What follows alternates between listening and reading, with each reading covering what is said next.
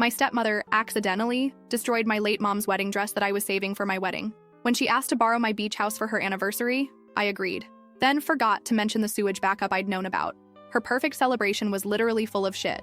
My mom passed away from cancer when I was 16. Before she died, she made my Aunt Madeline promise to keep her wedding dress safe for me. It was this gorgeous vintage dress from the early 90s, with delicate lace and tiny pearls that she'd hand-sewn herself. I have this one photo saved on my iPhone where she's twirling in it, looking so happy. That photo has been my lock screen for years. Every time I look at it, I remember how she used to say, "Some things are made with love, and you can feel it in every stitch." She spent 6 months adding those pearls one by one, while watching reruns of Friends on our old VHS tapes. My dad remarried Samantha 3 years after Mom died. Well, let's just say she's always trying too hard to be the perfect wife and mother, while constantly reminding everyone how much better she is at it than my mom was. She loves posting these staged family photos on her Instagram, usually with captions about blended family blessings and a bonus mom, even though I've told her multiple times I'm not comfortable with her using that term. Last Thanksgiving, she even made a TikTok about healing broken families, using our photos without asking permission. I found out when my college roommate sent me the link. Last month, I got engaged to Levi. When I told the family, Samantha immediately started planning our wedding on her Pinterest boards. Despite me telling her I wanted something small and personal, she created this whole board called Modern Bride, Modern Life, and shared it with literally everyone in her Facebook mom group. But whatever, I could handle that. What I couldn't handle was what she did next. The dress was being stored at my mom's best friend Ivy's house, properly preserved in one of those special storage boxes. Yesterday, Samantha offered to help by picking up the dress since she was in the area and bringing it to my house. I was on a FaceTime call with my best friend Natalie when Samantha arrived, carrying the box like it was a bag of groceries. She set it down on my kitchen counter, right next to an open bottle of red wine. I remember thinking that was weird because Samantha doesn't even drink red wine. She's always going on about how she only drinks white because it's cleaner. Then she insisted on opening the box right there, even though I said we should wait and do it properly with my aunt present. You can probably guess what happened next. As she was accidentally pulling the dress out, her elbow happened to knock over the wine bottle. The entire thing spilled directly onto the dress. But here's the thing, her reaction was what got me. She didn't panic, she didn't rush to blot it or clean it. She just stood there for a second with this weird little smile before starting her dramatic "oh no" performance. It reminded me of those bad acting videos on YouTube where people fake reactions for insurance scams. I was still on FaceTime with Natalie, who saw the whole thing. She swears she saw Samantha's hand move toward the wine bottle before it fell, but the video quality wasn't great, so we can't be 100% sure. Natalie immediately started recording her screen though, because she said something felt off. I called my dad crying, and his response was typical. "Honey, it was just an accident. Samantha feels terrible. We can buy you any dress you want." He doesn't get that it's not about the dress itself. It's about the last piece of my mom that I had for my wedding day. This morning, Samantha had the nerve to send me a link to some $300 David's bridal dress with the message, "This would look so much better on you anyway." Then she posted this long Facebook status about accidents happening for a reason, and how sometimes we need to let go of the old to embrace the new. She tagged me in it, but I blocked her before I could see the comments. Then, she had the audacity to ask if she and Dad could use my beach house for their anniversary celebration next month. She knows it's the only thing I inherited from my mom's side of the family. It's this little cottage on the coast that my mom's parents left me, and Samantha's been trying to convince me to sell it since she married Dad. She even had a realtor friend accidentally list it online once. I told her, "Sure, of course," with a smile that would make her proud. Because what Samantha doesn't know is that I got a call from my handyman Joseph last week about a serious sewage issue that needs fixing. He sent me photos and detailed messages on WhatsApp showing the problems. I just haven't had time to deal with it yet. And honestly, I might be too busy to mention it to her before her big party. She's already posting about her perfect beach house anniversary celebration on Instagram, complete with rental furniture and a hired photographer. First update. Thanks everyone for the support on my last post. It really helped me get through the past few days. I've been hesitant to post this update because I wanted to be absolutely sure about what I found out. So here's what happened since then. After my last post, Ivy, Mom's friend who was storing the dress, called me sounding really uncomfortable. She said she'd been reviewing her Ring doorbell footage from that day because something had been bugging her. Turns out Samantha didn't just show up once to pick up the dress. The camera caught her doing a drive-by of Ivy's house around 8:30 a.m., circling the block twice. Ivy only noticed because her neighbor had texted her about a car driving slowly past their houses. She didn't think much of it at the time. When Samantha came back at 2:30 p.m. for the actual pickup, she had a Target bag with her. I know it's not concrete evidence of anything, but watching her carefully transfer something from the bag to her purse before ringing the doorbell just feels weird. The more I watch it, the more intentional everything seems. My stepsister Eva has been texting me little bits of information, but she's scared of getting too involved. She mentioned that Samantha had been weirdly fixated on my engagement announcement, spending hours on wedding planning websites even before I said anything about wanting to use mom's dress. I wasn't going to do anything about my suspicions until I met my Aunt Madeline for coffee yesterday. She brought Dad's old laptop that she'd borrowed to do their taxes. She's been helping them with finances since Mom passed. She wanted to show me something she found while organizing their receipts. There was a Target purchase from the early morning of the incident. The items listed were a bottle of red wine, the exact brand that got spilled, some cleaning supplies, and one of those plastic drop cloths people use for painting. Samantha usually only buys white wine. She's always going on about how red wine stains her expensive veneers. The receipt timestamp was 6:45 a.m. When I showed Dad the Target receipt, he got really quiet. Not angry, just quiet. He kept rubbing his wedding ring, his first wedding ring, the one he still wears on his right hand. Finally, he said, "I didn't want to see it before, but there's been a pattern. I also have the screen recording Natalie took during our FaceTime call, but the video quality is too poor to definitively prove anything. Still, I'm keeping it along with all the other documentation." He told me about how last year's accidental donation of Mom's cookbooks wasn't so accidental. He'd found them in the garage, boxed up and labeled for donation, weeks before Samantha claimed she mistakenly included them in the charity pickup. He didn't say anything at the time because he thought maybe I wouldn't notice they were gone. The conversation with Dad was heavy. He didn't cry or make dramatic promises. He just sat there looking at his hands and said, "I messed up, didn't I? I let her do this." It was worse than if he'd gotten angry or emotional. Meanwhile, Samantha's been acting like nothing happened. She keeps sending me links to new dresses, each one with a message about how it would be so much more you than my mom's outdated dress. The beach house thing is still hanging over everything. She's already created a Facebook event for their anniversary party. 35 people confirmed attending so far, with more RSVPs still coming in. She keeps posting about her perfect beach getaway and tagging party rental companies in her Instagram stories. Yesterday, she sent me a long text about table arrangement and asked if the house has enough bathrooms for all the guests. I still haven't mentioned what Joseph, the handyman, told me about the septic system. The video he sent me last week shows it's actually getting worse.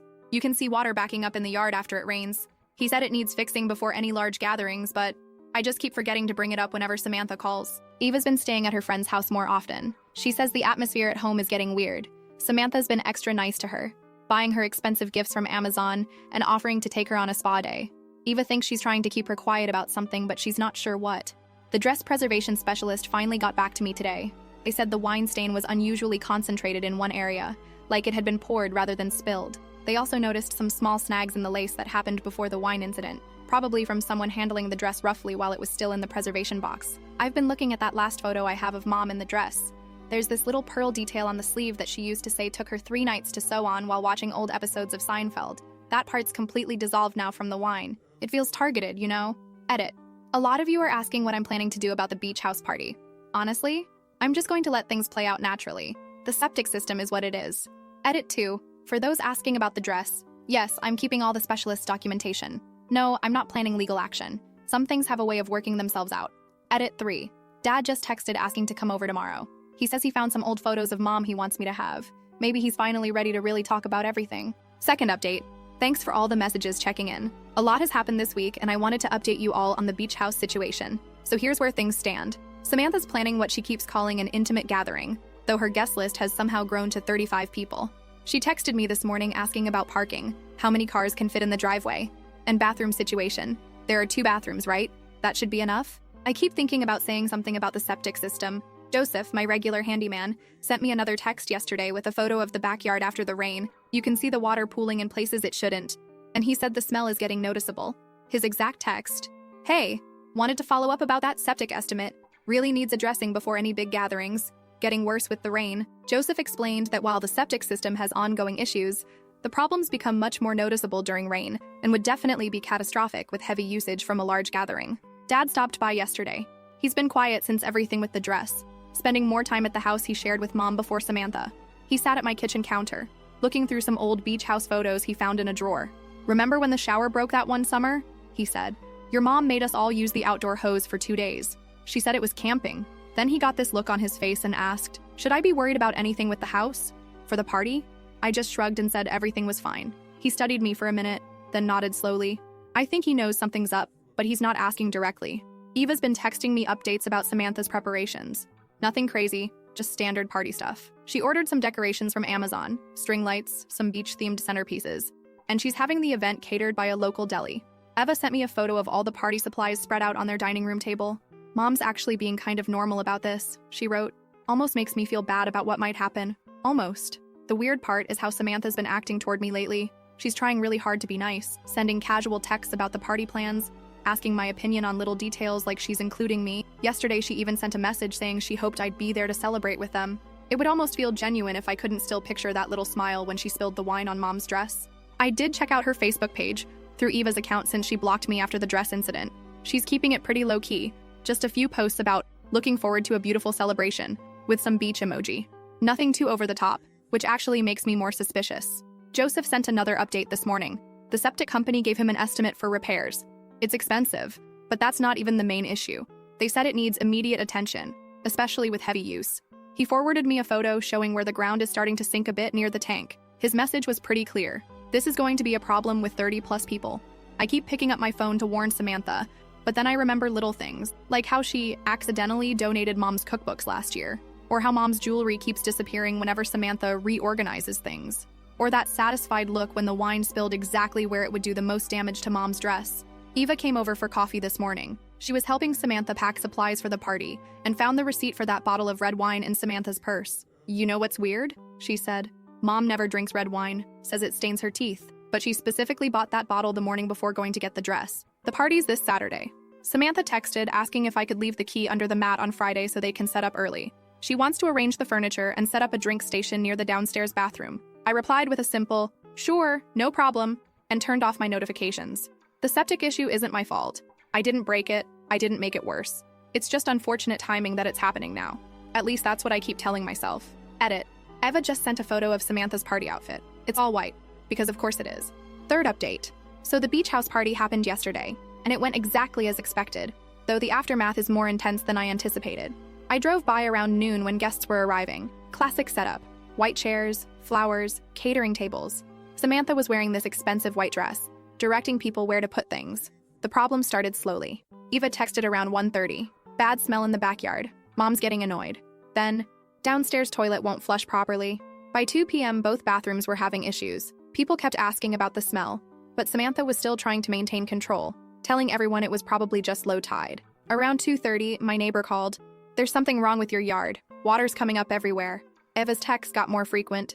"The ground's getting really soft." Mom's freaking out at the catering staff because people keep asking to use their van's bathroom. Then it all fell apart during their toast.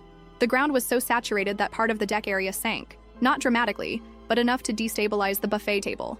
Their anniversary cake ended up sliding right into the mess. That's when Samantha stepped into what she thought was just wet grass and sank ankle deep in it, in her white dress, in front of her entire social circle. People started leaving pretty quickly after that. Not in a panic, but with that awkward, "oh, would you look at the time" energy. The smell had gotten impossible to ignore, and the wet spots in the yard were spreading. This is where things got ugly. Samantha completely lost it, started screaming that I'd deliberately sabotaged her party, that I'd planned this whole thing. She was calling people from her phone right there in the yard, frantically trying to find a lawyer who'd take her call on a Saturday, all while standing there in her ruined dress, mascara running. Dad's reaction wasn't the calm disappointment I expected. He was furious, both at me and Samantha. Started yelling about how much this was going to cost to fix, how irresponsible everyone was being. He kept switching between being angry about the septic system and demanding to know why Samantha had planned such a big party without checking about maintenance issues first. Eva recorded some of it on her phone. Samantha screaming about lawsuits and defamation, Dad yelling about property damage, guests quickly backing out of the driveway. It was chaos. I've gotten about 30 texts from Samantha since yesterday. They range from legal threats to guilt trips to straight-up rage. "You planned this. My lawyer will hear about this. You've ruined everything. Just like your mother, always having to be the victim." Dad's been calling nonstop too. He's not as philosophical as before, mostly concerned about the cost of repairs and saying things like, "I don't even know whose side I'm supposed to be on here," and "You're both acting like children." He's sleeping at his brother's house because apparently Samantha's still too upset to even look at him for not taking her side. The damage is real though. The yard's destroyed, the downstairs carpet's ruined, and the septic system obviously needs replacing. Joseph sent an estimate. It's significant.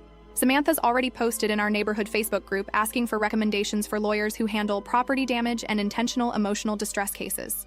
Eva's been sending updates all day. Apparently Samantha's called every friend she has, telling them I deliberately sabotaged her party out of jealousy. She's already had 3 different contractors out to document the damage for potential legal action. I finally blocked Samantha's number after her last message. "You think you're so clever? Just wait. That beach house won't be yours for long once I'm done with the lawyers. Hope it was worth it." Last update. It's been about a month since the septic tank disaster at my beach house. I wasn't planning to post another update, but enough has happened that I wanted to share how things actually played out. The immediate aftermath was exactly what you'd expect. Samantha contacted 3 different lawyers, but it fizzled out pretty quickly once they saw Joseph's documented warnings about the septic system. Turns out, negligent property owner claims don't go far when you plan a 35-person event without asking basic maintenance questions. The repair costs were brutal, about $21,000 for the new septic system, plus another $3,000 for yard repair and carpet replacement. Insurance covered part of it after my deductible, but it's still a huge hit to my savings. Dad offered to split the costs, which led to a huge fight between him and Samantha. They're still arguing about it. Samantha's not speaking to me, obviously. She's switched to communicating through passive-aggressive Facebook posts about toxic family members and property damage. Dad's trying to play peacekeeper, which is going about as well as you'd expect. He'll call me to talk about repairs or costs, then get quiet when I bring up the dress incident.